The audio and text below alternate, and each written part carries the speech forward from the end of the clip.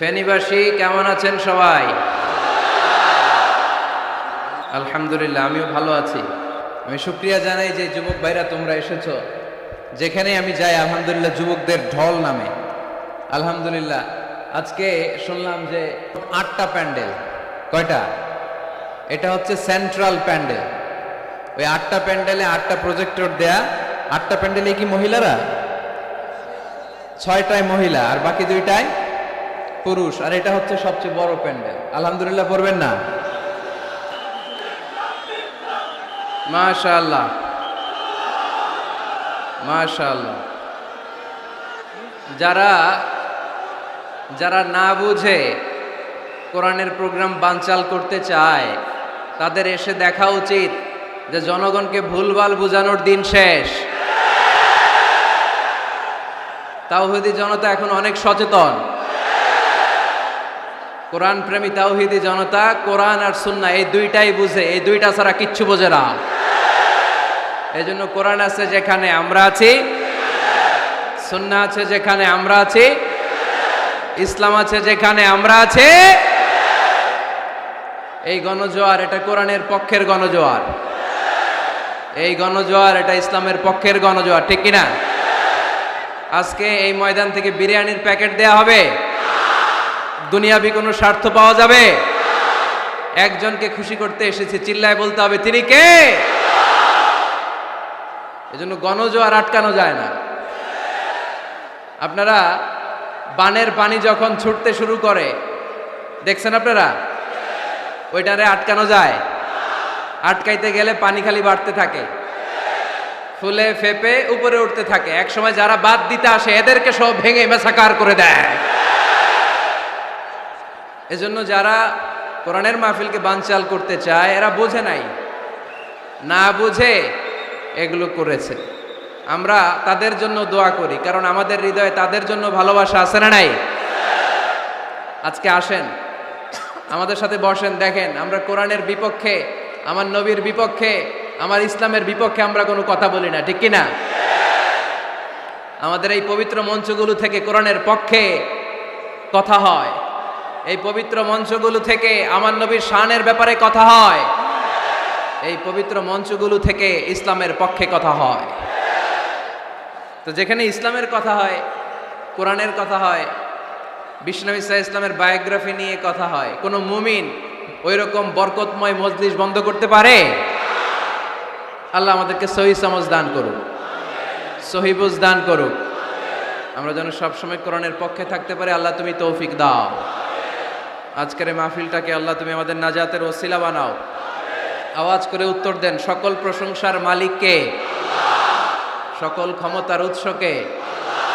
কেউ যেটা পারে না পারে কে, কেউ যেটা দেখে না দেখে কে, কেউ যেটা শোনে না শোনে কে? সে আল্লাহর জন্য আওয়াজ করে আমরা পড়বো আলহামদুলিল্লাহ।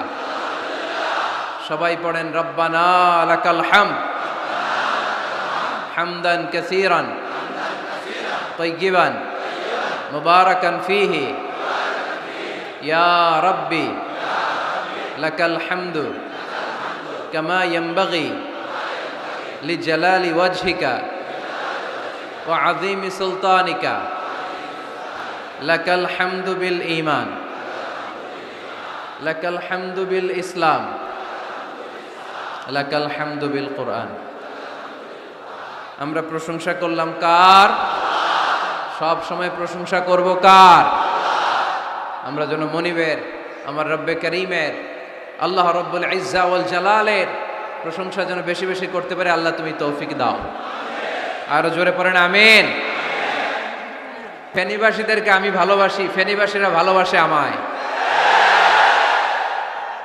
তো আসার সুযোগ হয় নাই। কাদারাম মাকদুরা, মহাবিশ্ব সৃষ্টির 50,000 বছর আগে এই পৃথিবীতে কি ঘটবে তার সব লিপিবদ্ধ করে রেখেছেন কে? আল্লাহ এখানে মিলন মেলা ঘটাবে আজকে। এটা কি 4 তারিখে করা সম্ভব? না। তাকদীরে আমাদের জন্য আল্লাহ তাআলা আজকে রেখে দিয়েছেন। এজন্য আজকে আমরা একত্রিত হয়েছি। আলহামদুলিল্লাহ পড়েন। কয়টায় আসছেন? কয়টায়? সকাল 7টায়, কেউ 8টায়। এরা একেবারে 7টার দিকে আসছে ময়মনসিংহ থেকে। ভাড়া করে আনছেন না এদেরকে? হ্যাঁ, ভাড়া করে আনা হয়েছে নাকি? একজনকে খুশি করার জন্য আমরা আসি, চিল্লায় বলতে হবে তিনি কে? আল্লাহ। আমার যে ভাইগুলো এই কষ্ট করে সকাল থেকে বসে আছে, আমরা এই ভাইদের জন্য দোয়া করি আল্লাহ তাআলা আজকের এই মহামিলন মেলাকে কবুল করুক, এই প্রোগ্রামকে আমাদের নাজাতের ওসিলা বানাক। এখানে যেমনি একসাথে বসলাম, জান্নাতেও যেন একসাথে থাকতে পারে আল্লাহ তৌফিক দান করেন। মাশাআল্লাহ। ফেনীর নেতারা কোরআনের পক্ষে, ঠিক কিনা? 64 জেলার সব নেতাগুলো কোরআনের পক্ষে থাক, আমরা চাই কি চাই না? বাংলার 56,000 বর্গ মাইলের প্রতিটা ইঞ্চি মাটি কোরআনের ঘাঁটি হোক, আমরা চাই কি চাই না? আমরা এই বাংলাদেশে কোরআনের ঘাঁটি গড়তে চাই, আমরা ইসলামকে বিজয়ী শক্তি হিসেবে দেখতে চাই, ঠিক কিনা? স্কুল, কলেজ, ইউনিভার্সিটির শিক্ষকেরা, পর্দার আড়ালে মায়েরা, বোনেরা, আপামর তৌহিদি জনতা, আর আমার কলিজার টুকরা যুবক ভাইয়েরা, সব যুবক, বেশিরভাগ যুবক, মাশাআল্লাহ মাশাআল্লাহ মাশাআল্লাহ। আমাদের হাতে সময় খুব কম, সামনে এশার আজান, এই আজানের আগ পর্যন্ত আমরা কিছু কথা শুনবো ইনশাল্লাহ। পড়েন, আওয়াজ করা যাবে না, এখন আমি আওয়াজ শুনতে পাচ্ছি, আওয়াজ করা যাবে না। দেখেছি, সবাইকে দেখেছি, মাশাআল্লাহ। হ্যাঁ দেখলাম, হ্যাঁ শুরুতেই হাত নাড়িয়ে শুভেচ্ছা জানিয়েছি, বারবার করা যাবে না, দেখলাম সবাইকে। থামতে হবে এবার। মাশাআল্লাহ, ফেনীর ছেলেরা অনেক ভদ্র, এত বড় গ্যাদারিং কিন্তু অল্পতেই থেমে গেছে। অন্যান্য জায়গায় অনেক চিৎকার চেঁচামেচি করতে হয়, আলহামদুলিল্লাহ একটা আওয়াজ হবে না।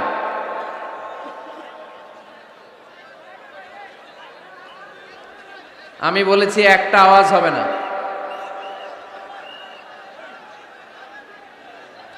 ওই যে আমি একটা আওয়াজ হবে না বলছি, ওরা দুইটা আওয়াজ করতেছে। আওয়াজ করবেন না, না, নো সাউন্ড।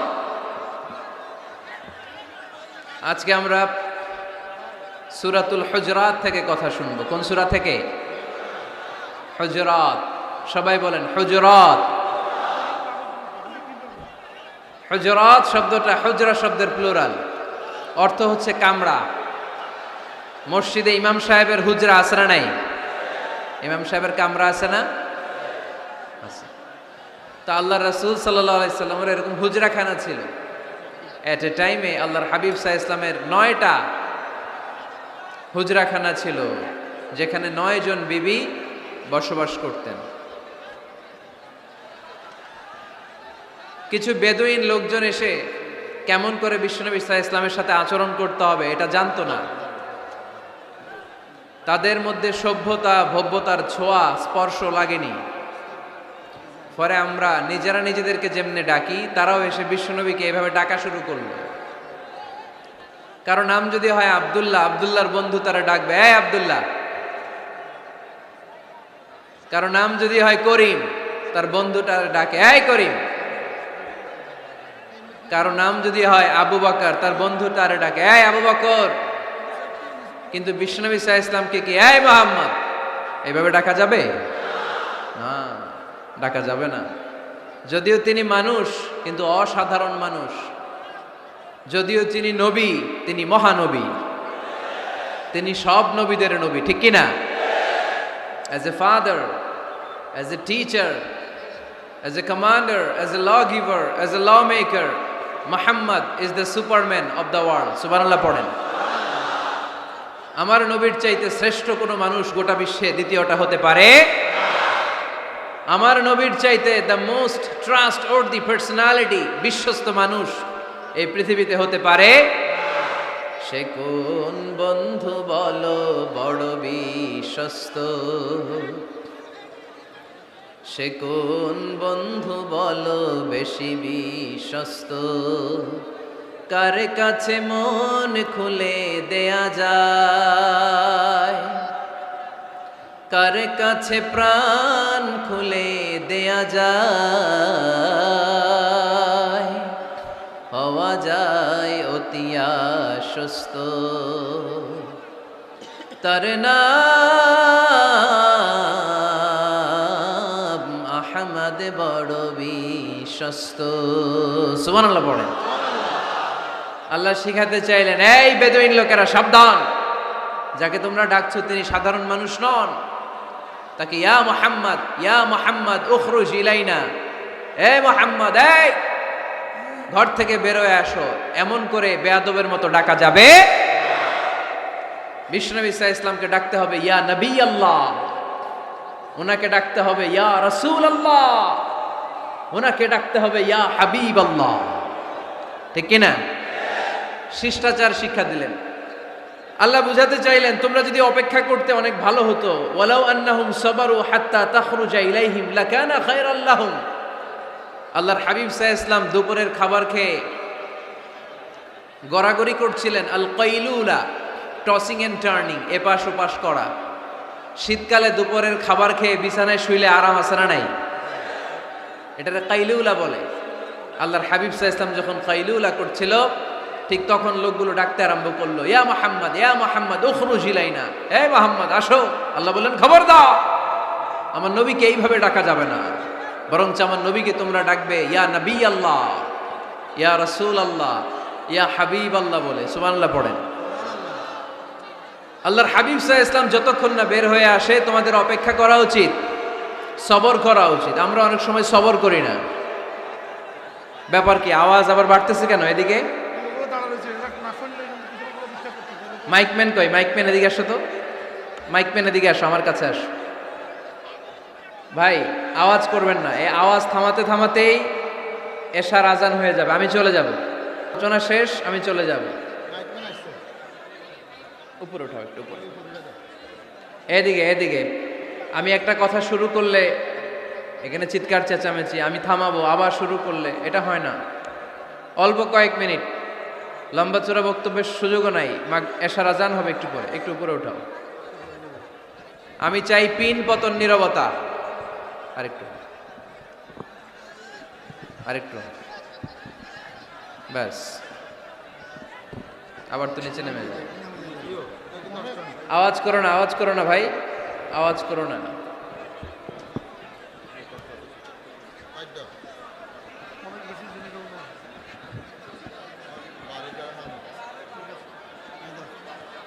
থামতে হবে, থামতে হবে। একজনও কথা বলবে না, একজনও না, নট এ সিঙ্গেল পারসন। হ্যাঁ ঠিক আছে, আবার কথা বলে, এটা ঠিক হয়ে গেছে। হ্যাঁ ঠিক আছে। তাহলে আমরা আমাদেরকে যেইভাবে ডাকি, আল্লাহর হাবিব সাল্লাল্লাহু আলাইহি ওয়াসাল্লামকে ওইভাবে ডাকা যায় না। আল্লাহ বললেন, খবরদার, তোমাদের উচিত ছিল অপেক্ষা করা, যতক্ষণ না আল্লাহর হাবিব সাল্লাল্লাহু আলাইহি ওয়াসাল্লাম বিশ্রাম শেষ করে বাইরে বেরিয়ে আসে। তাই কারো বাসায় গেলে অপেক্ষা করবেন যতক্ষণ না উনি আসে, আর যাওয়ার আগে অ্যাপয়েন্টমেন্ট নিয়ে যাবেন। আজকের প্রথম মেসেজ, কারোর সাথে দেখা করার আগে কি নিয়ে যাবেন? ফ্যানের ছেলেরা কথা বলে না, অ্যাপয়েন্টমেন্ট নিয়ে যেতে হবে। অনেকে খালি অস্থিরতা করে, চেয়ারম্যান সাহেবের বাড়িতে গেছে, সিগনেচার লাগবে, যেই অস্থির, আরে বেরোয় না কেন? চেয়ারম্যান সাহেব আসে না কেন?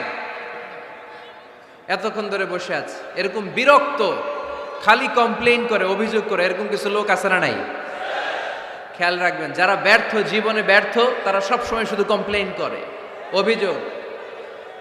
মানুষের কাছে অভিযোগ, আল্লাহর কাছে অভিযোগ, আমার এইটা নাই, ওইটা নাই, আল্লাহ আমার এইটা দাও নাই, ওইটা দাও নাই। আর সফল ব্যক্তিরা কখনো অভিযোগ করে না, খালি শুকরিয়া করে। ঠিক কিনা? Now the decision is yours, you wanna be successful or unsuccessful. আপনি সফল হতে চান না ব্যর্থ হতে চান? তাহলে সফল হলে সবসময় পড়তে হবে আলহামদুলিল্লাহ। কি পড়বেন? হুজুরের সাথে দেখা করতে গেছে, যে হুজুর আসে না কেন, কতক্ষণ ধরে বসে আছে। আরে হুজুরও মানুষ, হুজুরও অসুস্থ হয়, হুজুরেরও ফ্যামিলি আছে, হুজুরের ঘুমানো লাগে, হুজুর রোবট না।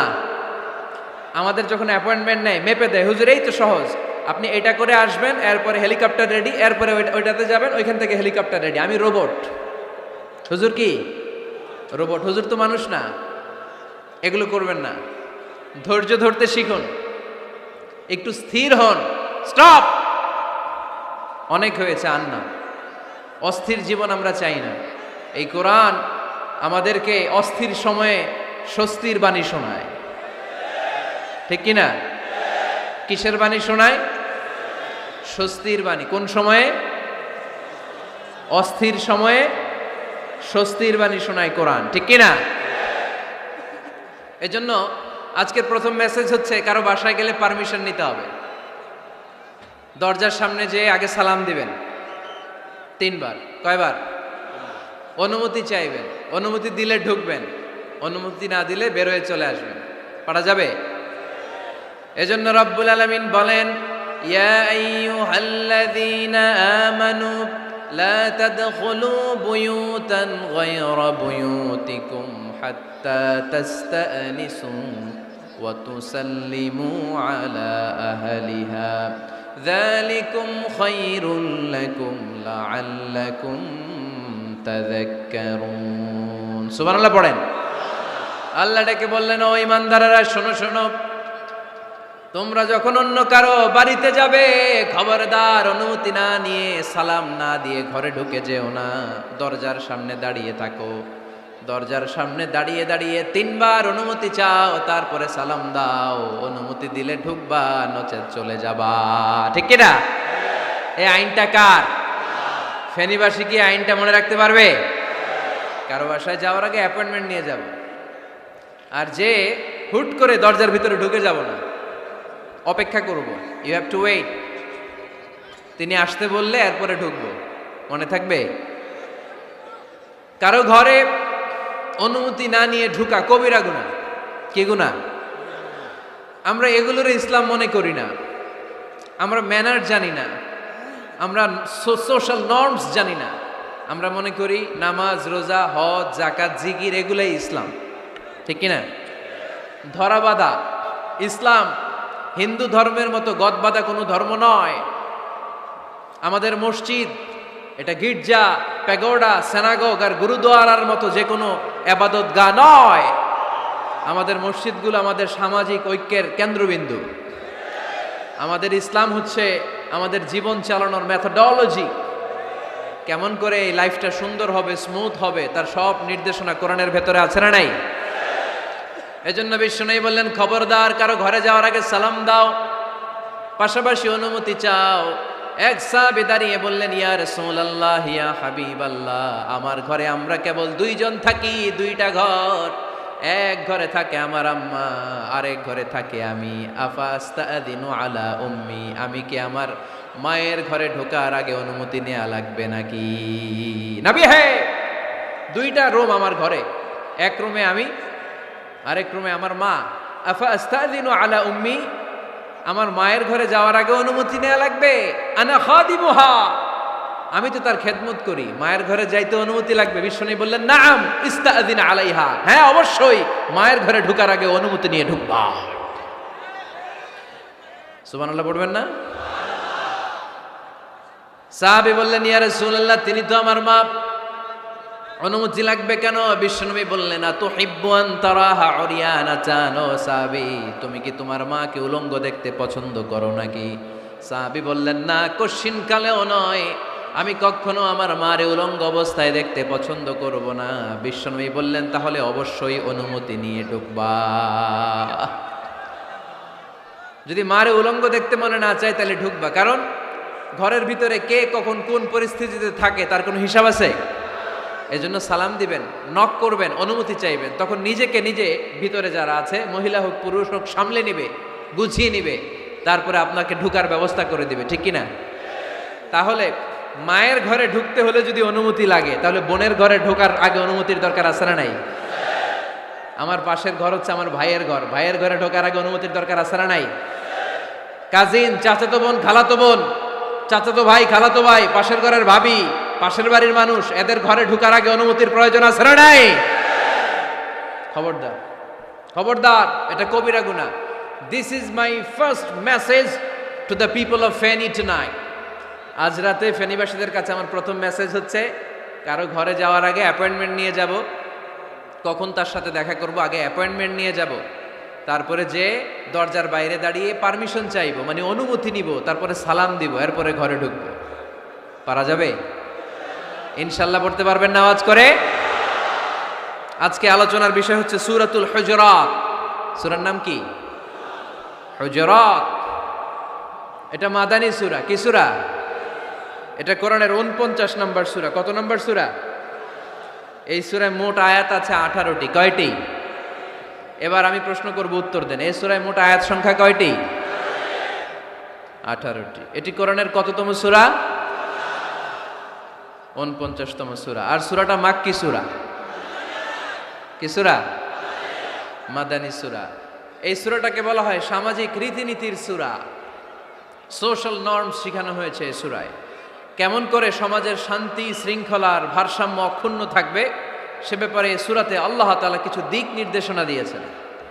আমাদের সমাজের ভারসাম্য ঠিক নাই, শান্তি নাই, সুশৃঙ্খলা নাই, শুধু মারামারি, জিঘাংসা, কিলাকিলি, হিংসা, বিদ্বেষ, বিশৃঙ্খলা। এই হিংসা, বিদ্বেষ, বিশৃঙ্খলা, মারামারির বিপরীতে সমাজের সাম্য, ভ্রাতৃত্ব, ভালোবাসা, সুশৃঙ্খলা আর ভারসাম্য কিভাবে অক্ষুণ্ণ রাখা যায় সেজন্য আল্লাহ তাআলা এই সূরার ভেতরে 10টা গাইডলাইন দিয়েছেন। কয়টা? সবাই বলতে হবে কয়টা?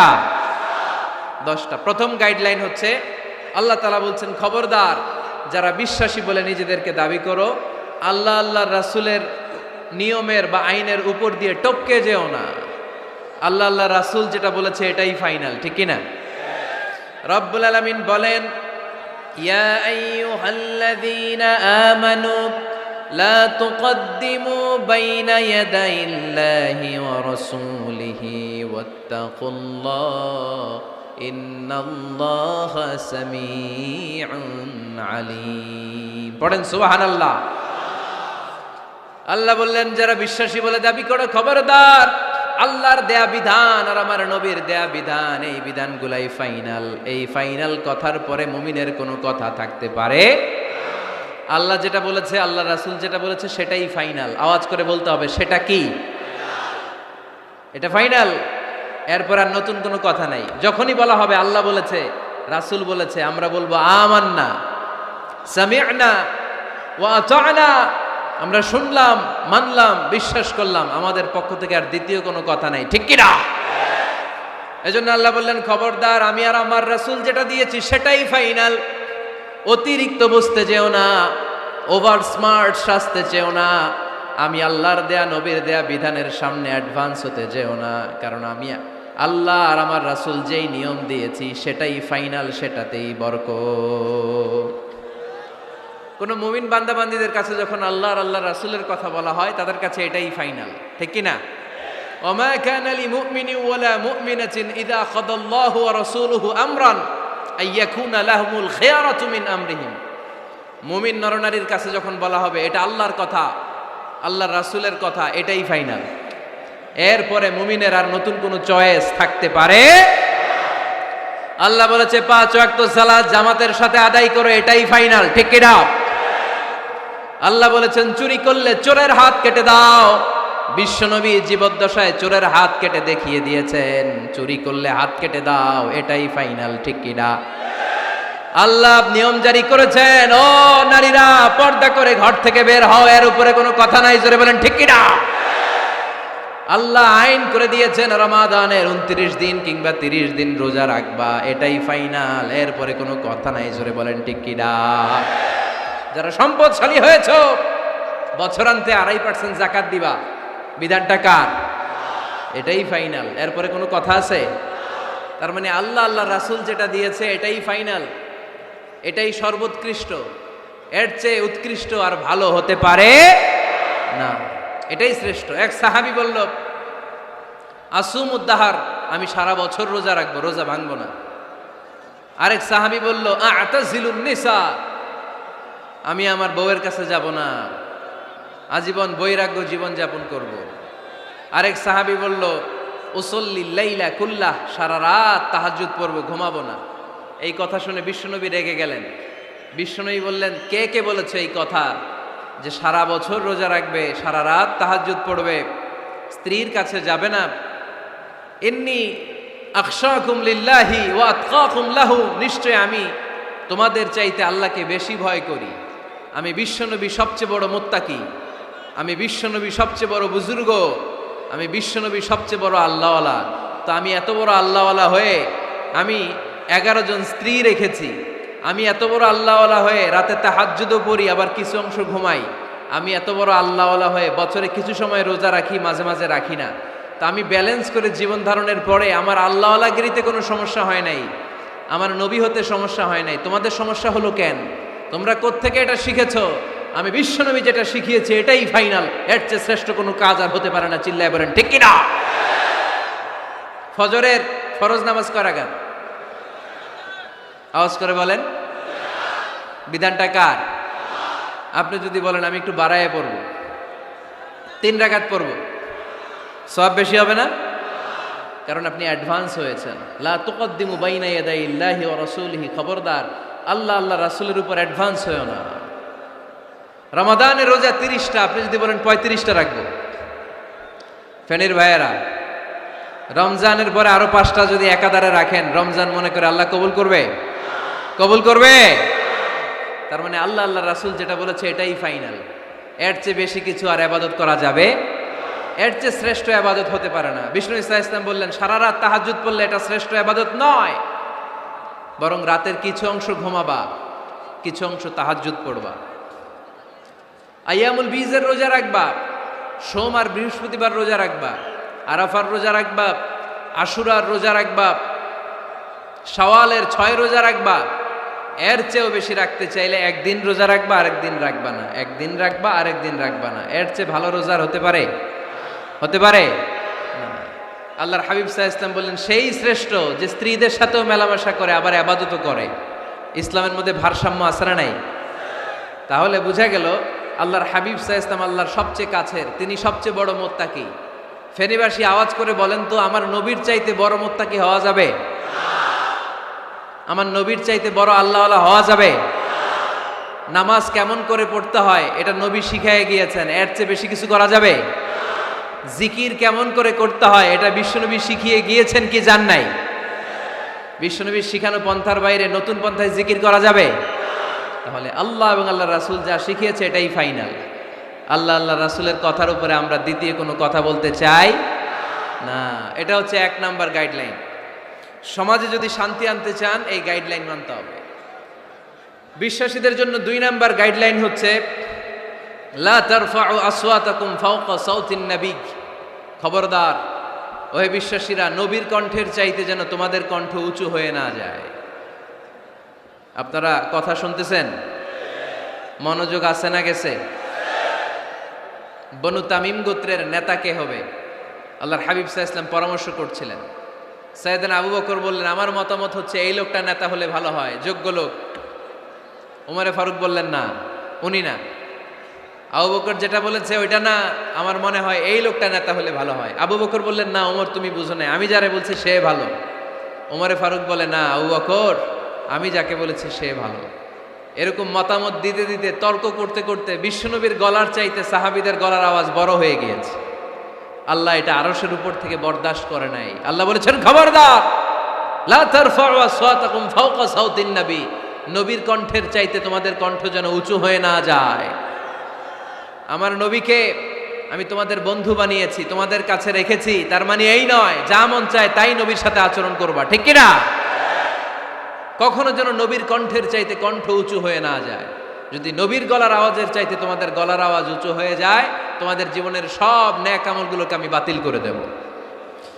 আল্লাহ ধমক দিয়ে বললেন খবরদার, ইয়া আইয়ুহাল্লাযীনা আমানু লা তারফাউ আসওয়াতাকুম ফাওকা সাউতিন নবী ওয়ালা তাজহারু লাহু বিল কওলি কাজহারি বা'দিকুম লিবা'দিন আন তাহবাতা আ'মালুকুম ওয়া আনতুম লা তাশউরুন। পড়েন সুবহানাল্লাহ। আল্লাহ বললেন খবরদার, আমার নবীর কণ্ঠের চাইতে যেন তোমাদের কণ্ঠ উঁচু হয়ে না যায়। আমার হাবিবের কণ্ঠের চাইতে তোমাদের কণ্ঠ যদি উঁচু হয়ে যায় বেয়াদবি হয়ে যাবে, ফলে তোমাদের সব নেক আমল বাতিল করে দিবে কে?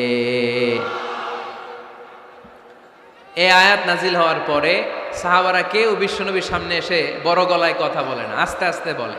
কেমনে বলে? ওমরে ফারুক এই আয়াত শুনে এত ভয় পেলেন, তিনি বিশ্বনবীর কাছে কোনো কথা নিয়ে আসলে ফিস ফিস করে বলতেন। বিশ্বনবী শুনতে পেতেন না, বলতেন, এই ওমর কি বলছো, বুঝি নাই, জোরে বলো। ওমরে ফারুক সাউন্ড বাড়িয়ে জোরে বলতেন। বিশ্বনবী বলতেন, এই কি বলেছো, এদিকে আসো, জোরে বলো। আমি শুনতে পাচ্ছি না, ওমর আরো জোরে বলো। ওমরে ফারুক আবার একটু সাউন্ড বাড়িয়ে আবার বলতে আরম্ভ করতেন। বিশ্বনবী বলতেন, আমি শুনতে পাচ্ছি না, জোরে বলো। সুবহানাল্লাহ পড়েন। ভয়ে আন তাহবাতা আমালুকুম ওয়া আনতুম লা তাশউরুন, খবরদার, নবীর কণ্ঠের চাইতে যদি কণ্ঠ উঁচু হয়ে যায় সব নেক আমল বাতিল করে দিবে কে? আপনারা যারা হজ উমরা করেছেন, হজ আর উমরা করতে পেরেছেন কারা কারা দেখি? মাশাআল্লাহ। যারা করতে পারি নাই আমরা, আমাদেরকেও যেন আল্লাহ তাআলা তৌফিক দান করে, আমরা পড়ি আমিন। আমরা যেন কাবার চারপাশে তাওয়াফ করতে পারি, সাফা মারওয়ায় যেন সাই করতে পারি, আল্লাহর হাবিব সাল্লাল্লাহু আলাইহি ওয়াসাল্লামের কবরের সামনে দাঁড়িয়ে যেন আমরা সালাতু সালাম পাঠ করতে পারি। আওয়াজ করে পড়তে হবে আমিন। বিশ্বনবী সাল্লাল্লাহু আলাইহি ওয়াসাল্লামের কবরের উপরে এই আয়াতটা লেখা, যে আয়াত নিয়ে আমি এখন আপনাদের সামনে আলোচনা করছি। লা তারফাউ আসওয়াতাকুম ফাওকা সাওতিন নবী। দেখছেন না হাজী সাহেবরা, দেখে আসছেন না? আপনি যখন মসজিদে নববীতে নামাজ পড়বেন, আল্লাহর হাবিব সাল্লাল্লাহু আলাইহি ওয়াসাল্লামের কবর জিয়ারতের জন্য যখন রওনা হবেন, সর্বপ্রথম বাম দিকে পড়বে রাউদাতুম মিন রিয়াদিল জান্নাহ। এই জায়গাটা হলো দুনিয়ার বুকে জান্নাতের বাগান সমূহ থেকে একটা বাগান। আপনি হাঁটতে থাকবেন, হাঁটতে হাঁটতে রাউদাতুম মিন রিয়াদিল জান্নাহ পার হওয়ার পরে বাম দিকে পড়বে বিশ্বনবীর কবর।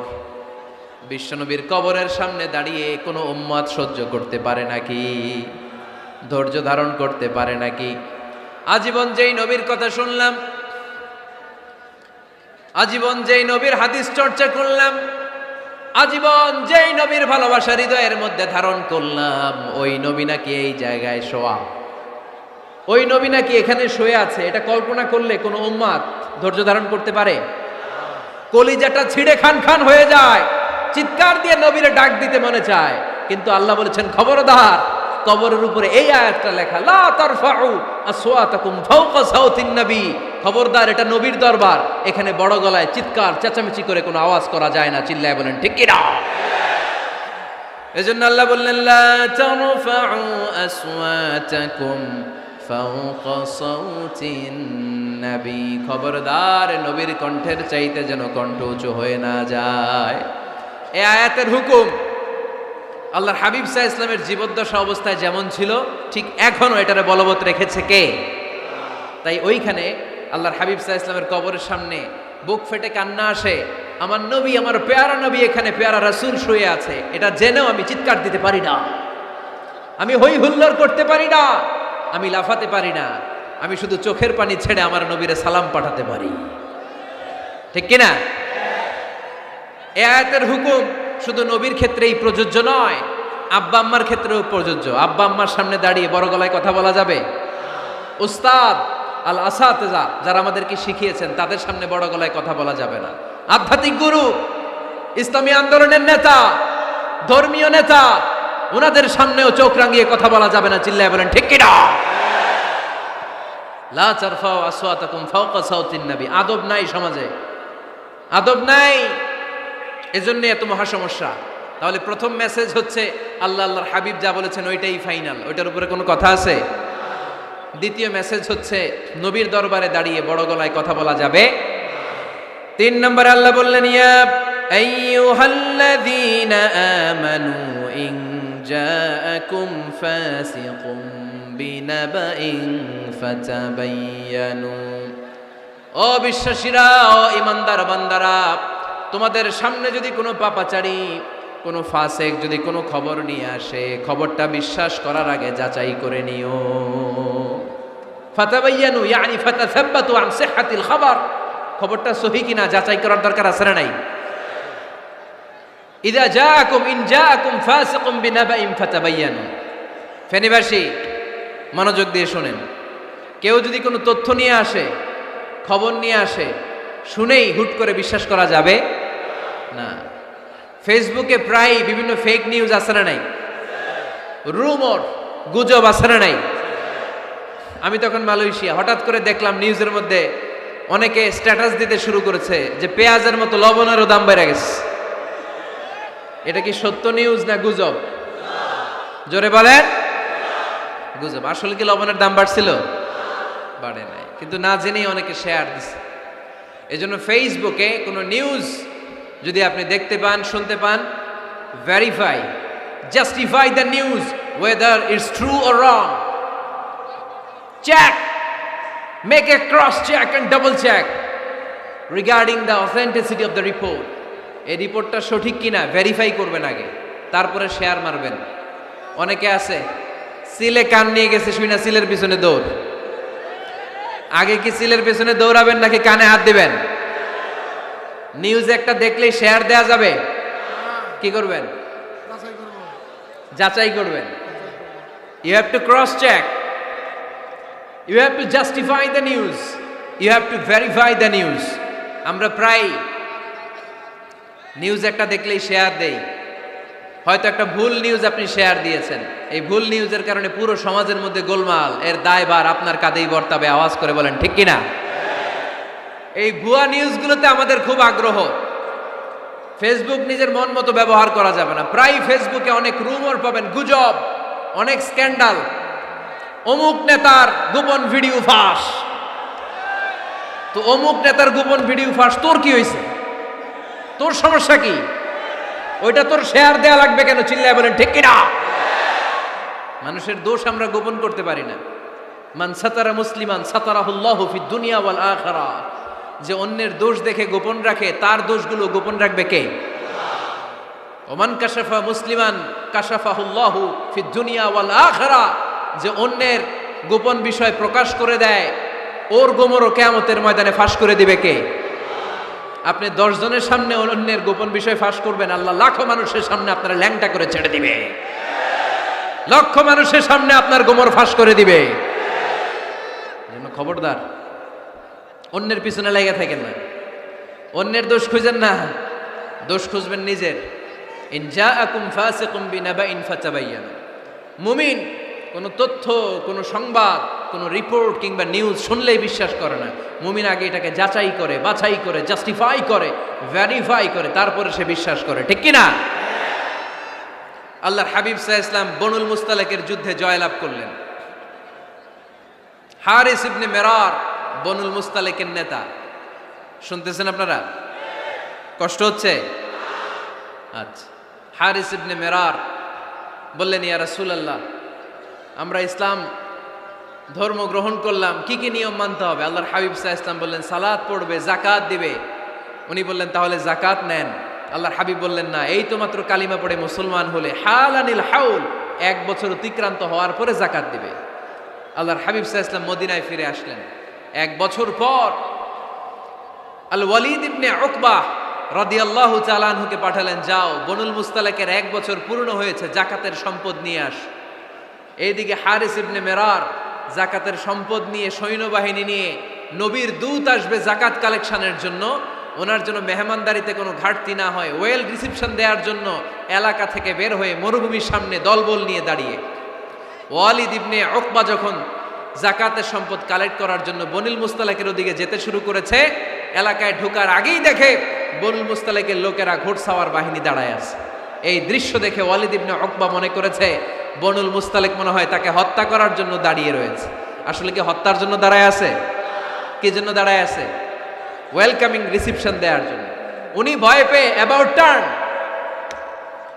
তথ্য যাচাই না করে মনে করছে আমারে মারবে, ধরবে, about turn, return back to Medina. মদিনায় চলে গেলেন, যে বলে, ইয়া রাসূলুল্লাহ, বনুল মুস্তালিক যাকাত দেওয়া তো দূরের কথা, এগুলো তো সব কাফের হয়ে গেছে।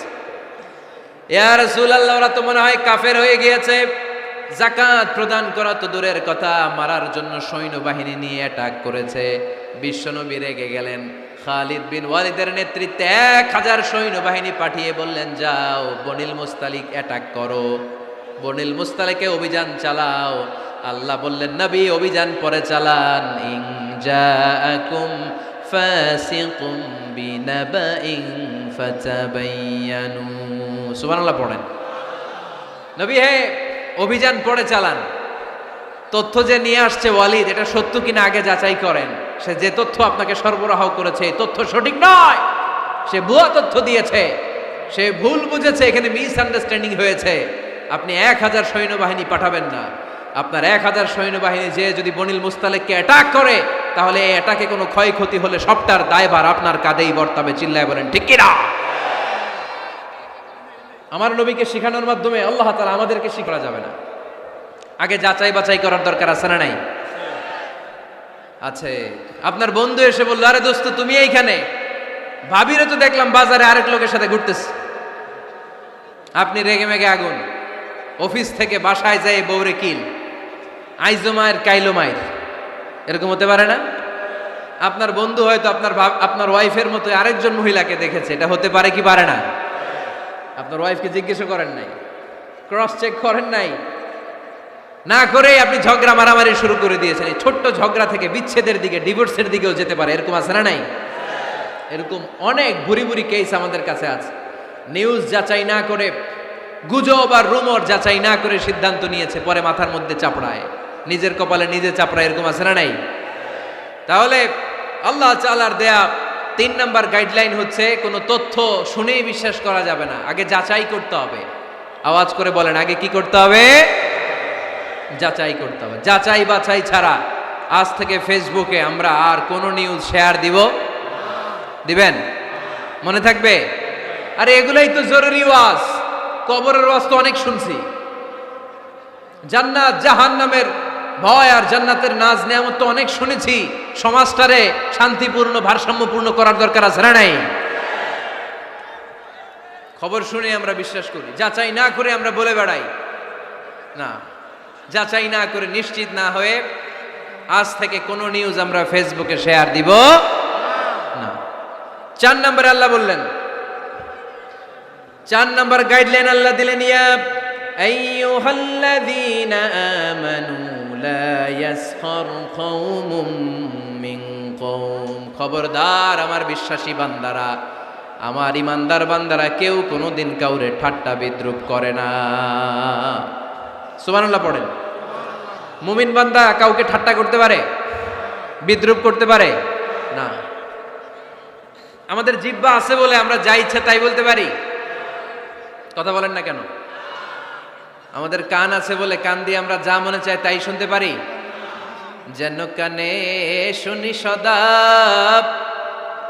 তোমার কালাম, হে খোদা, চোখে যেন দেখি শুধু কোরআনের আয়াত। শোনো আমার মুনাজাত, শোনো শোনো ইয়া ইলাহি আমার মুনাজাত, শোনো আমার মুনাজাত। সবাই আওয়াজ করে পড়েন আমিন। লা ইয়াসখার কওমুন মিন কওম। মুমিন বান্দা কখনো অন্য কাউকে ঠাট্টা করবে না।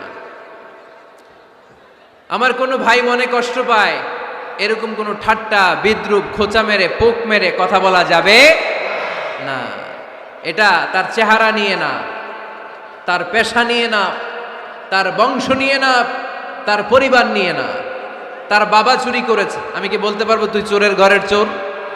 বলে কি বলে না? কেউ একটু মোটা হইলে কয় তুই মোটুর ঘরের মোটু, চোখে কম দেখলে কয় তুই কানার ঘরের কানা। আছে না নাই?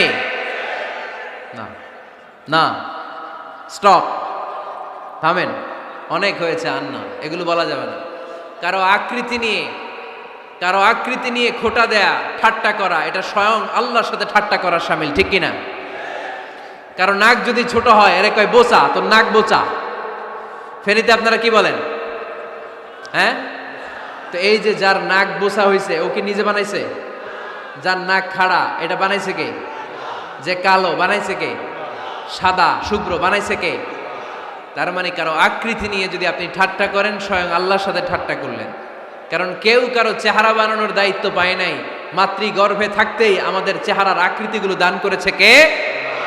হুয়াল্লাযী ইউসাউইরুকুম ফিল আরহামি কাইফা ইয়াশা লা ইলাহা ইল্লা হুয়াল আজিজুল হাকীম। তিনি এমন সত্তা, তোমরা যখন তোমাদের মায়ের পেটের ভেতরে ছোট্ট একটা ভ্রূণ কণা ছিলা, তখনই তোমাদের চেহারার আকৃতি দিয়েছে কে? মায়ের পেটে থাকতেই কে ছেলে হবে, কে মেয়ে হবে, কে সুশ্রী হবে, কে শ্যামলা হবে, কার নাক লম্বা হবে, কারটা খাটো হবে, এগুলো ফিক্স করে রেখেছে কে? এজন্য কখনো কারো চেহারা, কারো আকৃতি নিয়ে ঠাট্টা বিদ্রুপ করা যাবে না, কারণ এই চেহারা আমরা বানাই নাই, বানাইছে কে? প্রত্যেককে যদি আল্লাহ তাআলা প্রত্যেকের নিজের চেহারা ডিজাইন দেওয়ার সুযোগ দিত, তাহলে আমরা আমাদের চেহারা কি এরকম বানাইতাম? কি করতাম?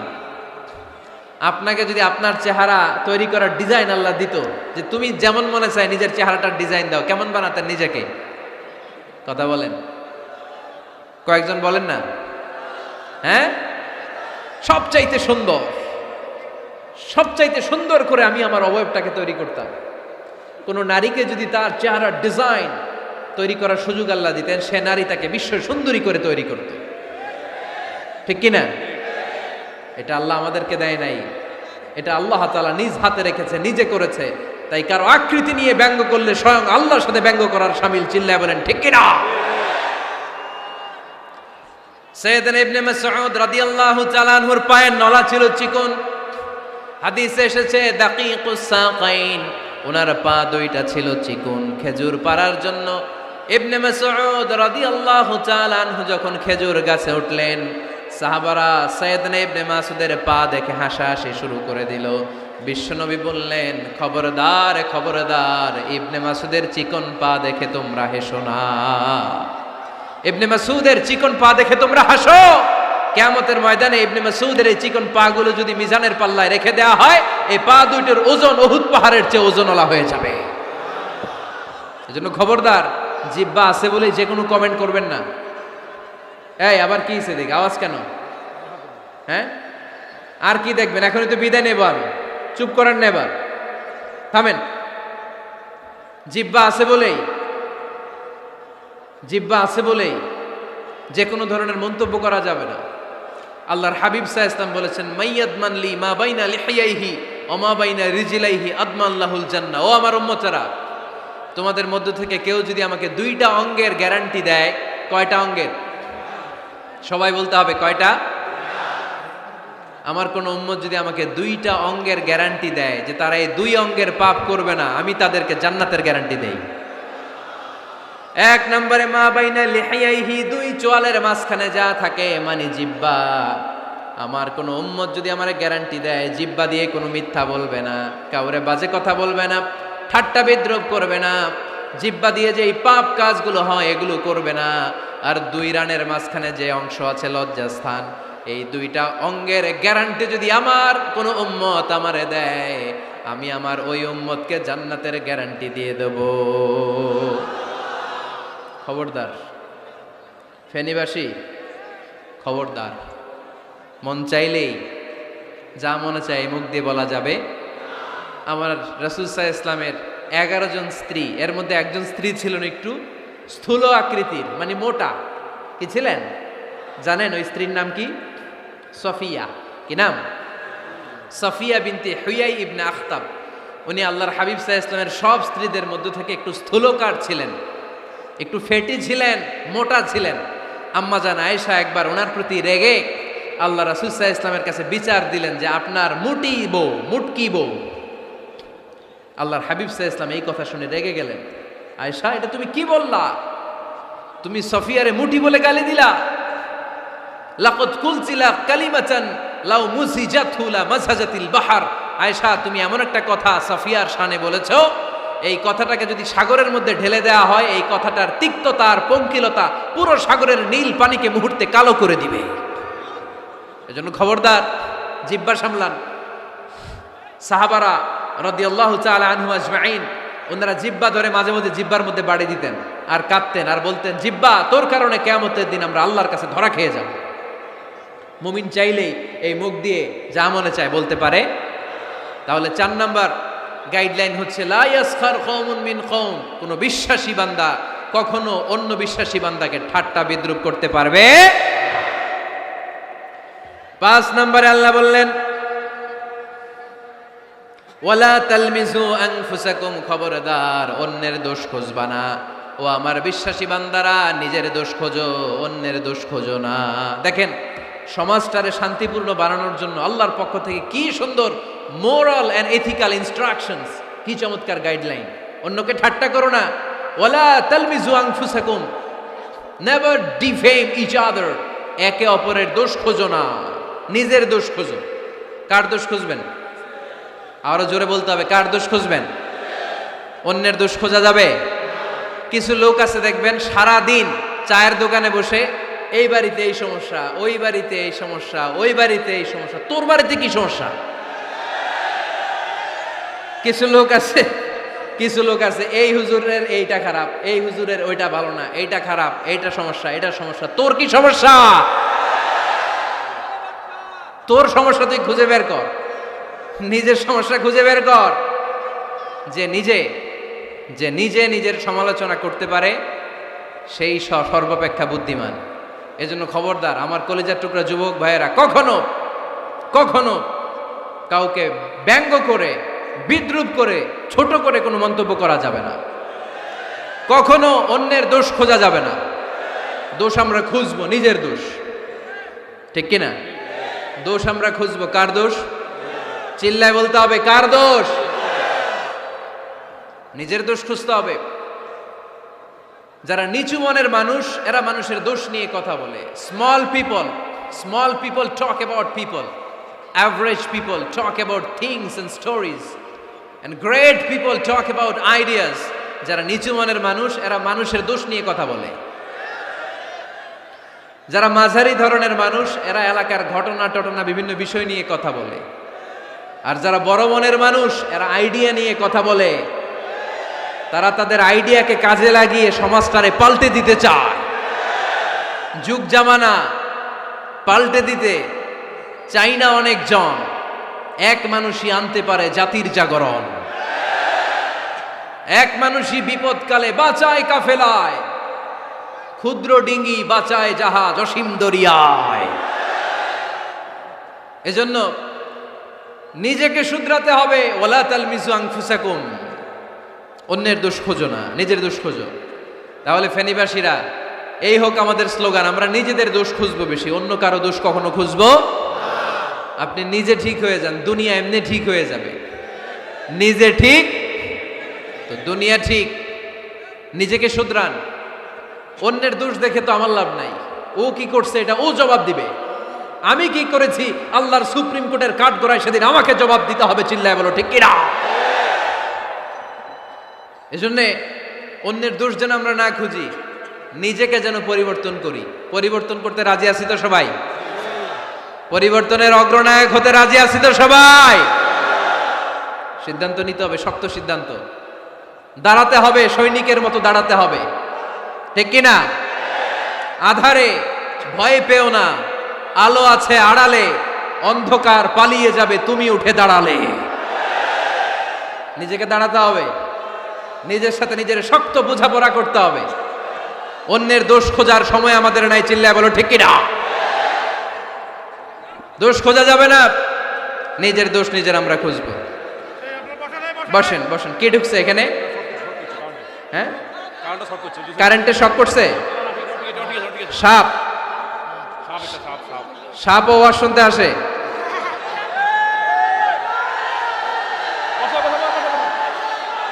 মাশাআল্লাহ। এইখানে শ্রোতা হিসেবে আছে বীর মুজাহিদ, মেরে ফেলছে এটারে। ঠিক আছে ঠিক আছে ঠিক আছে, বসেন।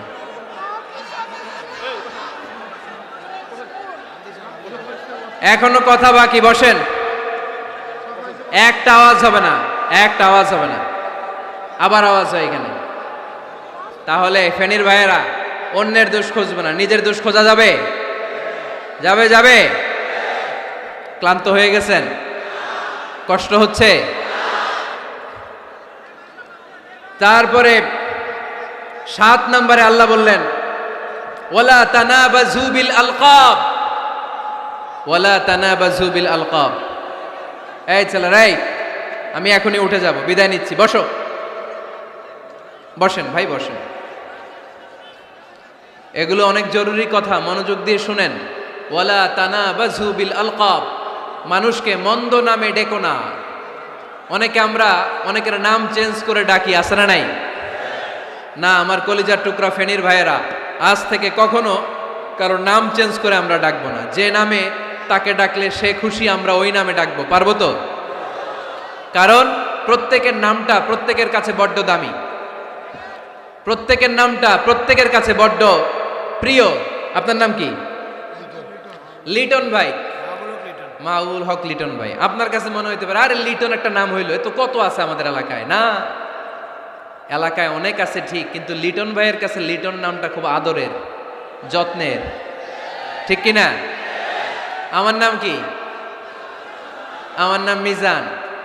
আরে মিজান একটা নাম হইলো নাকি? কত নাম আছে মিজান, এলাকার সিপাই পয়রাস। এটা ঠিক, অনেক নাম আছে মিজান নামে, কিন্তু যেহেতু এটা আমার নাম, আমার কাছে এই নামটা বড় দরদের, বড় যত্নের, বড় আদরের। কারণ এই নামটা আমার পরিচয় বহন করে। ভাইয়ের নাম কি? স্বপন। স্বপন ভাই এলাকায় অনেক আছে না? তো সিম্পল একটা নাম, কিন্তু না, স্বপন মিয়াজি ভাইয়ের কাছে এটা সিম্পল না, এই নামটা ওনার কাছে বড় যত্নের। মানুষ তার নাম খুব পছন্দ করে, নিজের নামের। কারণ দেখবেন কাগজ আর কলম পাইলে সবাই নিজের নাম লেখে, খালি নিজের নামের সিগনেচার দেয়, আছে না নাই? এরপরে দেখবেন যে কক্সবাজারে গেলে সাগরের তীরে বালু পাইলেই বালুর মধ্যে নিজের নাম লেখে, আবার ওই নামের পাশ দিয়ে লাভও আঁকে, আছে না নাই? আমি অনেক দেখেছি, সাগর পারে গেলেই মানুষের মন উথাল পাতাল করে।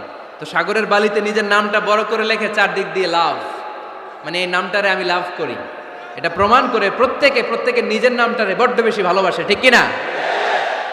এজন্য ফেনীর সোনার টুকরারা, খবরদার বন্ধুরা, নিজেরা যেন একে অপরকে এমন নামে না ডাকি যে নাম শুনলে সে কষ্ট পায়। আজ থেকে কোনো বাজে নামে কাউরে ডাকা যাবে? আব্বা আম্মা আদর করে কত সুন্দর নাম রেখেছে, আবু বাকার, ওরে সবাই ডাকে বকইরা, কপাল পোড়া।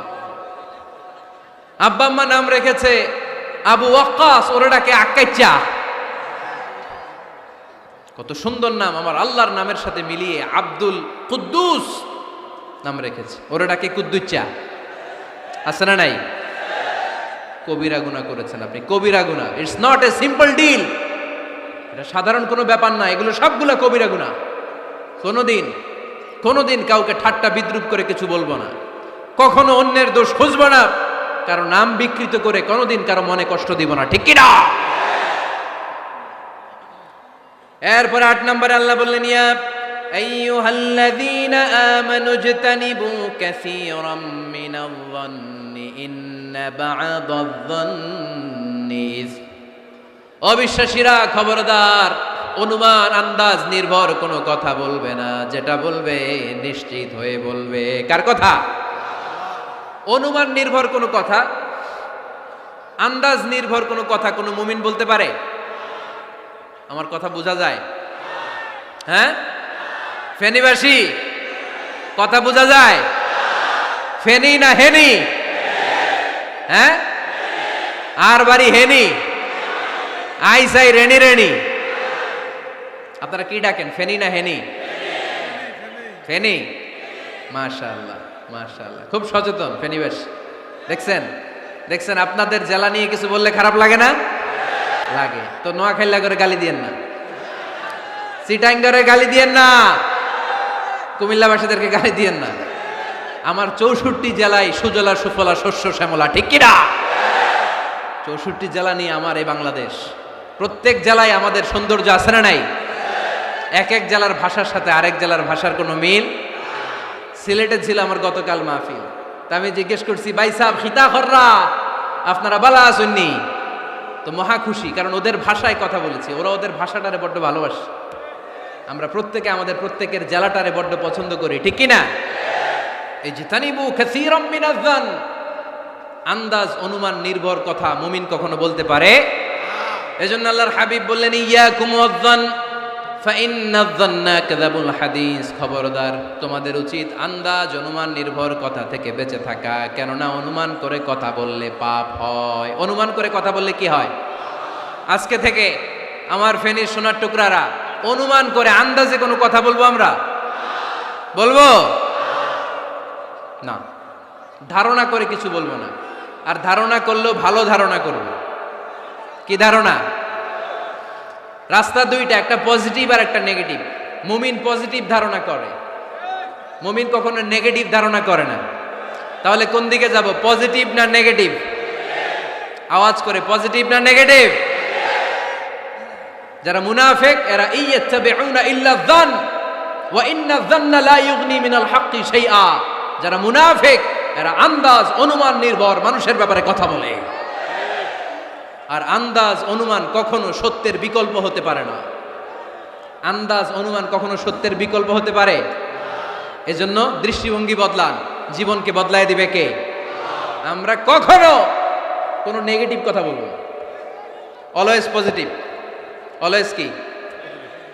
এই যে আমার হাতে কি দেখা যায়? পানির বোতল, তাই না? এখানে অর্ধেক পানি ভরাস। কাউকে যদি প্রশ্ন করি ভাই কি দেখতে পাচ্ছেন, একদল বলবে এখানে অর্ধেক বোতল খালি দেখা যায়। উত্তরটা সঠিক, আসলে বোতলের অর্ধেক খালি। আবার এদিকে আরেকজনকে বললাম ভাই এখানে কি দেখা যায়, বলবে হুজুর বোতলের অর্ধেক পানি ভরা। এটাও সঠিক উত্তর। প্রথমটা ছিল নেগেটিভ উত্তর, দ্বিতীয়টা পজিটিভ উত্তর। ঠিক কি না? যারা সবসময় নেগেটিভ চিন্তা করে এরা খালি জায়গাটা দেখছে যে পানি নাই, আর যারা সবসময় পজিটিভ চিন্তা করে এরা পানি যে ভর্তি অর্ধেক ওইটা দেখছে। আমরা নেগেটিভের দিকে যাব না, মুসলমান থাকবে সব সময় always positive. Come back positive, not go back negative. চিল্লায় বলতে হবে ঠিক কি না? কখনো আন্দাজ অনুমান নির্ভর আমরা কিছু বলবো না। 9 নাম্বার, একেবারে শেষের দিকে চলে আসছে। 9 নাম্বার আল্লাহ বললেন খবরদার ওয়ালা তাজাসসু, গোয়েন্দাগিরি করো না। গোয়েন্দাগিরি করা হারাম। গভর্নমেন্ট যে গোয়েন্দা বিভাগ রেখেছে এটা না, এটা দেশের আইন শৃঙ্খলা বজায় রাখার জন্য এটা জরুরি। আল্লাহর হাবিব সাল্লাল্লাহু আলাইহি ওয়াসাল্লামেরও নিজস্ব গোয়েন্দা ছিল, কিন্তু আমরা যে নিজেরা গোয়েন্দাগিরি করি এটারে হারাম ঘোষণা করেছে কে? অনেকে আছে দেখবেন জানলা একটা খোলা থাকলে উকি মারে। আলহামদুলিল্লাহ ফেনীতে এগুলা নাই।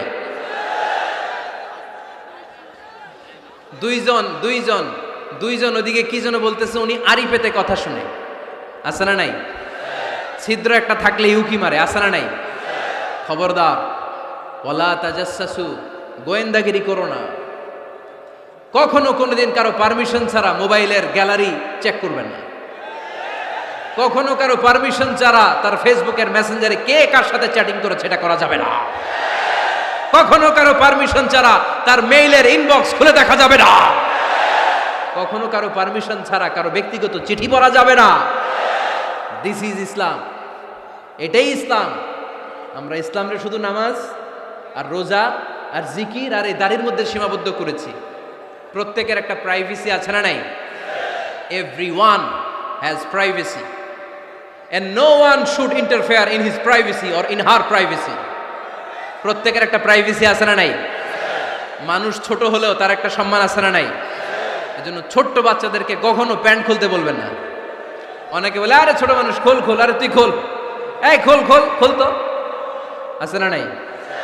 ওরও প্রেস্টিজ আছে, ওরও সম্মান আছে। খবরদার, everyone has a personal space and no one should interfere someone's personal space. কারো পার্সোনাল স্পেসে যেন আমরা নাক না গলাই। অনেকের বদ স্বভাব ফ্যামিলি ম্যাটার নিয়ে, প্রাইভেট ম্যাটার নিয়ে কথা বলে। ভাই কি চাকরি করেন? সরকারি না বেসরকারি? সরকারি। বেতন কত? উনার বেতন কত? এটা দিয়ে আপনার কি লাভ? ঠিক কি না? মানুষ একটা দেখলি ভাই বয়স কত, ভাই বেতন কত? ফার্স্ট ইমপ্রেশনে, ফার্স্ট যখন আপনি কারোর সাথে দেখা করবেন, বেতন কত, বয়স কত, এগুলো জিজ্ঞেস করা যাবে? কেউ যখন কারো ঘনিষ্ঠ হয়, বন্ধুতে রূপান্তরিত হয়, তখন এই কথাগুলো। কিন্তু শুরুতেই প্রাইভেট ম্যাটার নিয়ে, পার্সোনাল ম্যাটার নিয়ে খোঁচাখুচি করা যাবে। ওয়ালা তাজাসসু, গোয়েন্দাগিরি করো না। গোয়েন্দাগিরি করাকে হারাম ঘোষণা করেছে কে? শেষ কথা বলি, 10 নম্বরে আল্লাহ বললেন, 10 নম্বরে রব্বুল আলামিন বললেন ওয়ালা ইয়াগতাব বা'দুকুম বা'দা আইয়ুহিব্বু আহাদুকুম আইয়াকুলা লাহমা আখিহি মাইতান ফাকারিহতুমু। খবরদার, কেউ কারো গীবত করো না। কি করো না? গীবত করো না। এই উঠতেছে কে? বসেন, এখনই কথা শেষ হবে, একসাথে উঠবো। বসেন, আমার দিকে তাকান, আওয়াজ বন্ধ করুন। একে অপরের গীবত করো না। ব্যাক বাইটিং, চুগলখড়ি, আলহামদুলিল্লাহ ফেনীতে এগুলা নাই। আহা, চায়ের দোকানে বসে এর কথা ওর কানে, ওর কথা ওর কানে বইলা সমাজ একটা গিরিঙ্গি লাগায়, আছে না নাই? আল্লাহর হাবিব বললেন, আতাদরুনা মাল গীবা, গীবত কারে বলে জানো নাকি? সাহাবীরা বললেন, আল্লাহু ওয়া রাসূলুহু আ'লামু, আল্লাহ আল্লাহর রাসূল ভালো জানেন। বিশ্বনবী বললেন, যিকরুকা আখাকা বিমা ইয়াকরাহু, তোমার কোনো ভাইয়ের অনুপস্থিতিতে তার ব্যাপারে এমন কোনো কথা বলা যেই কথা শুনলে সে মনে কষ্ট পাবে। গীবত কারে বলে বুঝছেন? আপনার ভাইয়ের অনুপস্থিতিতে আপনার ভাইয়ের ব্যাপারে এমন কোনো কথা বললেন যেটা শুনলে সে মনে কষ্ট পাবে। এক সাহাবী বললেন, আফারাইতা ইন কানা ফি আখি মা আকুল, নবী আমি আমার ভাইয়ের ব্যাপারে যেটা বলছি এটা যদি সত্যিই হয়, তার মধ্যে যদি আসলেই এই সমস্যা থাকে, তাইলে? আল্লাহর হাবিব বললেন, আরে তাইলেই তো গীবত। আর যদি তোমার ভাইয়ের মধ্যে এই দোষ না থাকে, বানায় বলো, তাহলে এটা গীবত না, গীবতের চেয়ে ভয়ঙ্কর। ফাকাত বাহাত্তাহু, এটার নাম বহতান আর মিথ্যা অপবাদ। চিল্লায় বলেন ঠিক কিনা? কোন মুমিন গীবত করতে পারে? গীবত করার মৃত ভাইয়ের পচা গোশত খাওয়ার সমান। কোন মুমিন কখনো গীবত করতে পারে? এখন হালাল পন্থায় গীবত চলে আমাদের দেশে। কিভাবে জানেন? কথা শুরু করে এইভাবে, কথা বললে তো গীবত হয়ে যায়, বললে তো গীবত হয়ে যায়, তারপরেও বলি একটু, আছে না নাই? হালাল পন্থায় গীবত কি কমু ভাইজান, বললে তো গীবত হয়ে যায়। হালাল করতেছে এটা, হালাল হালাল হালাল না, বললে যদি গীবত হয়ে যায় তো বলবেন কেন? থামেন। কোন মুমিন কখনো গীবত করতে পারে? মেরাজের রাতে আল্লাহর হাবিব সাল্লাল্লাহু আলাইহি ওয়াসাল্লাম দেখলেন কিছু লোক লাহুম আযফারুম মিন নুহাস, তামার আগুন দিয়ে নখ বানানো, নখর ধারালো, ইয়াখদাশুনা বিহি উজুহাহুম ওয়া সুদুরাহুম, তারা তাদের নখ দিয়ে জাহান্নামে নিজের গালের গোশতগুলো, বুকের গোশতগুলো ছিঁড়ে ছিঁড়ে খাচ্ছে, আর তাদের ব্যথা যন্ত্রণা দেখে পুরো জাহান্নামের অন্য লোকরা থারথার করে কাঁপছে। আল্লাহর হাবিব বললেন, ইয়া জিবরিল মানহুম মান হাউলা, এরা কারা? সাইয়েদনা জিবরিল বললেন, হুম আহলুল গীবাতি মিন উম্মাতিক, এরা আপনার উম্মতের মধ্যে চায়ের দোকানে বসে বসে যারা গীবত করেছিল তারা। এজন্য কোন মুমিন গীবত করতে পারবে না। অন্যের গীবত আমরা করব না। দোষ খুঁজলে নিজের দোষ খুঁজবো। এই 10টা গাইডলাইন এই ফেনী জেলায় যদি কালকে থেকে ইমপ্লিমেন্ট হয়, আপনাদের কি মনে হয় ফেনীর কোনো এলাকাতে, কোনো থানাতে মারামারি, বিশৃঙ্খলা এগুলো থাকবে? থাকবে? সব শেষে আল্লাহ তাআলা আমাদেরকে ঐক্যবদ্ধ হওয়ার কথা বললেন। আল্লাহ 5 বার বিশ্বাসীদেরকে ডাক দিলেন, 6ষ্ঠবারে আল্লাহ দুনিয়ার সবাইরে ডাক দিলেন, আস্তিক নাস্তিক হিন্দু বৌদ্ধ এদেরকে ডেকে আল্লাহ শেষ করলেন। শেষ কথা শুনতে মনে চায়? এতক্ষণ আল্লাহ বলছে ইয়া আইয়ুহাল্লাযীনা আমানু, এর মানে কি? ওহে ঈমানদারগণ। এবার আল্লাহ ডাক দিছে ইয়া আইয়ুহান নাস। এবার আল্লাহ কি বলে ডাক দিছে? আওয়াজ করে বলতে হবে, কি বলে? এবার আল্লাহ বললেন, ইয়া আইয়ুহান নাস ইন্না খালাকনাকুম মিন যাকারিন ওয়া উনসা ওয়া জাআলনাকুম শুউবান ওয়া ক্বাবাইলা লিতাআরাফু ইন্না আকরামাকুম ইনদাল্লাহি আতকাকুম। পড়েন সুবহানাল্লাহ। আল্লাহ ডেকে বললেন, ইন্না খালাকনাকুম মিন যাকারিন ওয়া উনসা, ও বিশ্বাসীরা, এটা বলে ডাকে নাই, ও মানব সকল, নিশ্চয় আমি তোমাদেরকে এক নারী আর এক পুরুষ থেকে তৈরি করেছি। ওই পুরুষের নাম কি? ফেনীবাসী আওয়াজ করে বলেন, আদম আলাইহিস সালাম। আর ওই নারীটার নাম কি? এই দুইজন থেকে গোটা পৃথিবী। তার মানে আসলে আমরা সব এক। আসলে কি? সব এক। নাস্তিকও আমার ভাই, হিন্দুও আমার ভাই, বৌদ্ধ খ্রিস্টানটাও আমার ভাই। ভ্রাতৃত্ব 3 ধরনের। একটা হচ্ছে মায়ের পেটের ভাই, এটাকে আরবিতে বলে আল উখুয়া আন-নাসাবিয়্যা, মায়ের পেটের ভাই, উনি আমার মায়ের পেটের ভাই। আরেকটা আছে আল উখুয়া আদ-দীনিয়া, দিনী ভাই। এই যে আমরা সবাই এখানে একে অপরের কি ভাই? দিনী ভাই। 3 নম্বরে হচ্ছে আল উখুয়া আল ইনসানিয়া, মানবতার দিক থেকে ভাই। সে দৃষ্টিকোণ থেকে হিন্দু আমার ভাই, বৌদ্ধ আমার ভাই, কারণ সেও মানুষ আমিও মানুষ। আমাদের সবার বাবার নাম কি? কথা কয় না? আদম আলাইহিস সালাম। সবার মায়ের নাম কি? দেখছেন, আমরা সবাই এক, সবাই এক। বিভেদের প্রাচীর আর বৃত্ত আমরা বানিয়েছি। ইসলাম ধর্ম, বর্ণ, জাতীয়তাবাদ এগুলোর বাইরে যে এক বিশাল ব্রড মাইন্ডেড রিলিজিয়ন, যেখানে আলাদা আলাদা বৃত্ত টানে নাই। আমরা ধর্ম, বর্ণ, ভাষা, জাতীয়তা এগুলোকে সামনে এনে আলাদা আলাদা পরিচয়ের বৃত্ত বানিয়েছি। আমরা বানিয়েছি শ্বেতাঙ্গ আর কৃষ্ণাঙ্গের পার্থক্য। আমরা করেছি আরব অনারবের বিভাজন। আমরা করেছি ব্রাহ্মণ আর শূদ্রের জাত প্রথা। ইসলামে কোনো জাত প্রথা নাই, শ্বেতাঙ্গ কৃষ্ণাঙ্গের পার্থক্য নাই, প্রেসিডেন্ট কুলিওয়ালা ঠেলাওয়ালার কোনো পার্থক্য আল্লাহর সামনে নাই। চিল্লায় বলো ঠিক কিনা? যার প্রমাণ, প্রেসিডেন্ট যখন নামাজে দাঁড়ায় তার পাশে রিকশাওয়ালাও নামাজে দাঁড়ায়, তার পাশে শিক্ষকও নামাজে দাঁড়ায়, তার পাশে ব্যবসায়ী ভাই নামাজে দাঁড়ায়, তার পাশে ছোট্ট ছেলেটাও নামাজে দাঁড়ায়। আল্লাহর সামনে গোটা সব বিশ্বের মানুষগুলোরে এক কাতারে দাঁড় করিয়ে দিয়েছে কে? কোনো পার্থক্য নাই।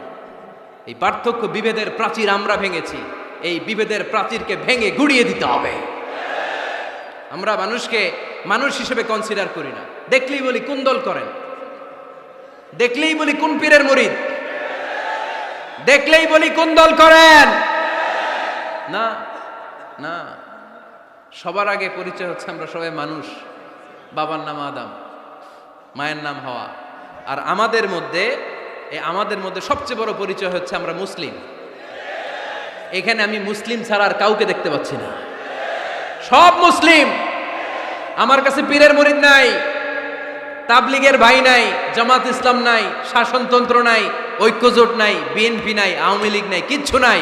আমি বুঝি মুসলমান। আমরা একে অপরের মুসলমান বলে কনসিডার করতে চাই না তো, খালি পিস পিস করি, টুকরা টুকরা করে দেশটারে শেষ করে দিলাম। আমাদের প্রভু কয়জন? নবী কয়জন? কোরআন কয়টা?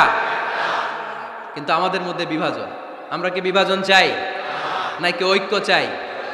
আমাদের প্রভু এক, এক নবীর উম্মত, জীবন বিধানে কই শিবানী কোরআন। তবে কেন এক নও হে মুসলমান? এক হও, এক হও করিয়া আহ্বান। পড়েন আমিন। বাইতুল্লাহ এক, মদিনা শরীফ এক, উহুদ পাহাড় এক, বদরের মাঠ এক। ঠিক কি না? একটা তো জীবন আর মরণ যে একটাই, একের সাথে মিলে মিশে একটাই প্রাণ। তবে কেন এক নও হে মুসলমান? এক হও, এক হও করিয়া আহ্বান। পড়েন আমিন। বিভেদের প্রাচীর আর দেয়ালকে ভেঙে দেওয়ার জন্য এই যুবক ছেলেগুলাই যথেষ্ট। ঠিক কি না? আমার বাংলাদেশকে মাদক মুক্ত করার জন্য, ইফটিজিং মুক্ত করার জন্য, সুদ মুক্ত করার জন্য, যৌতুক মুক্ত করার জন্য আমার ফেনীর কলিজার টুকরা যুবকেরাই যথেষ্ট।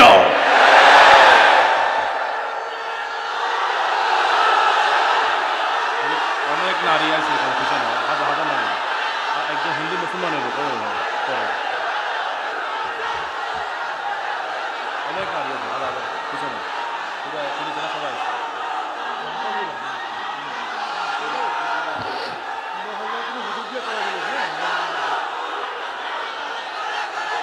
মাশাআল্লাহ, মাশাআল্লাহ, মাশাআল্লাহ।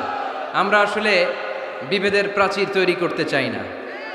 ঐক্যের কথা শুনলে আমাদের সবচেয়ে বড় পরিচয় মুসলিম, এটা শুনলেই আপনাদের মধ্যে যে উচ্ছ্বাস আর উদ্দীপনা, এটাই প্রমাণ করে ভেদাভেদ কখনো জনগণ চায় না।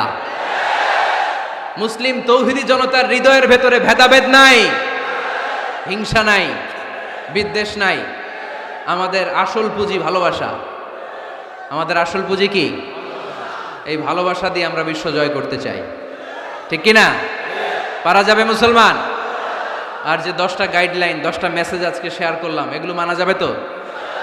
অনেক বোনেরা এসেছে, আমার বোনেরা, আমি তো দেখতে পাচ্ছি একেবারে ওই রাস্তা পর্যন্ত, এইদিকে অনেক পেছন পর্যন্ত, এইদিকে অনেক ভাইরা, বিশাল জনসমুদ্রের আজকের এই আয়োজন। স্কুল মাঠ পুরোটাতে মহিলারা বসেছে। নারীদের জন্য একটাই কথা, 5 ওয়াক্ত সালাত জামাতের সাথে পড়বেন, রমাদানের রোজা রাখবেন, নিজের লজ্জাস্থানের হেফাজত করবেন, স্বামীর আনুগত্য করবেন। এই 4টা কাজ কোনো নারী করলে ওই নারীর জন্য 8টা জান্নাতের দরজা খুলে দিবে কে? আমাদের বোনগুলোকে আল্লাহ তুমি কবুল করো। আমার কলিজার টুকরা ফেনীর যুবক ছেলেদেরকে আল্লাহ তুমি সাইয়েদনা ওমরে ফারুকের মতো কবুল করো, সাইয়েদনা হামজার মতো তুমি কবুল করো।